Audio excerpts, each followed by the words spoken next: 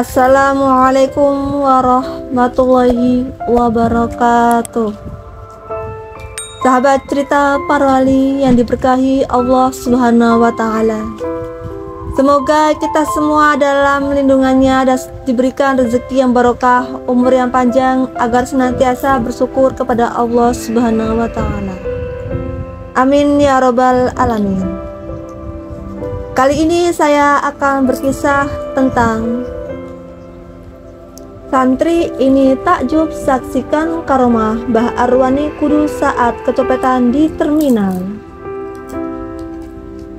Kiai Haji Arwani Kudus selain sebagai ulama ahli Al-Quran, juga konon dianggap sebagai salah satu wali Allah yang memiliki karomah.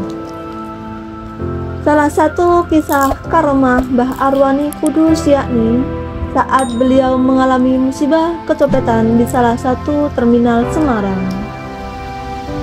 Mbah Arwani Kudus dikenal sebagai ulama besar ahli Al-Quran di Nusantara yang kisah hidupnya penuh keteladanan.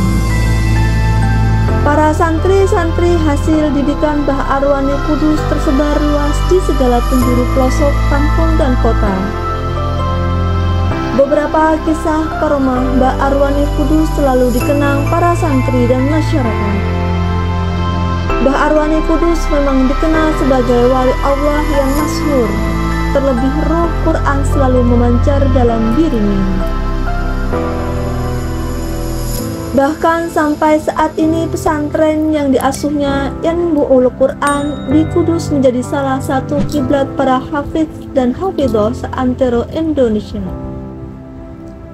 Sebuah kisah karomah yang menarik penuh dengan hikmah Islam datang dari Mbah Arwani Kudus. Pada suatu hari, ketika tengah bepergian di saat Mbah Arwani Kudus turun dari bus di Terminal Terboyo, Semarang, beliau terkena musibah kecopetan. Entah sudah tahu atau memang pura-pura tidak tahu, Mbah Arwani Kudus saat itu tidak peduli jika dirinya baru saja kecopetan. Santri yang mendampingi dan tahu kejadian kecopetan tersebut sangat terkejut. Seketika itu pula mereka bergegas mengejar pencopet. "Copet, copet!" teriak santri Mbah Arwani Kudus sambil mengejar pencopet itu. Suasana menjadi gaduh karena orang lain saat itu ikut mengejar pencopet. Akan tetapi pencopet itu terlalu lincah berlari sampai cukup menguasai medan hingga gagal ditangkap. Para santri yang kecewa dan marah kepada pencopet tak bisa berbuat banyak kala itu. Berani-beraninya si copet mengganggu Mbah Arwani Kudus. Begitu kira-kira pikir mereka. Meski demikian, Mbah Arwani Kudus tidak peduli dengan apa yang barusan terjadi dan seolah tidak terjadi apa-apa pada dirinya. Mbah Arwani Kudus nampak santai sembari sibuk dengan zikirnya. Sampai-sampai santrinya harus memberitahu Mbah Arwani bahwa baru saja kehilangan dompetnya. "Kiai, jenengan baru saja kecopetan," kata santrinya memberitahu. "Oh iya," jawab Mbah Arwani Kudus santai. "Benar Kiai, tapi kami gagal menangkapnya. Keterlaluan betul pencopet itu," kata santri itu. "Alhamdulillah, sudahlah, kalian tidak perlu ribut-ribut. Saya bersyukur yang dicoba itu saya," ujar Mbah Arwani Kudus.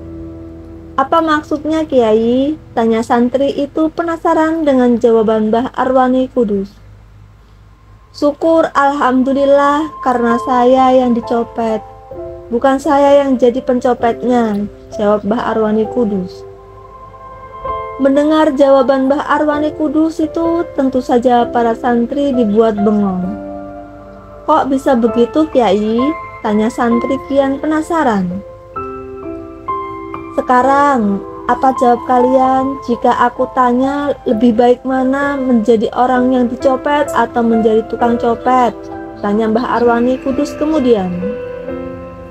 Jawaban karomah Mbah Arwani Kudus itu seolah tak terbantahkan dan dianggap masuk akal di dalam pikiran santri itu.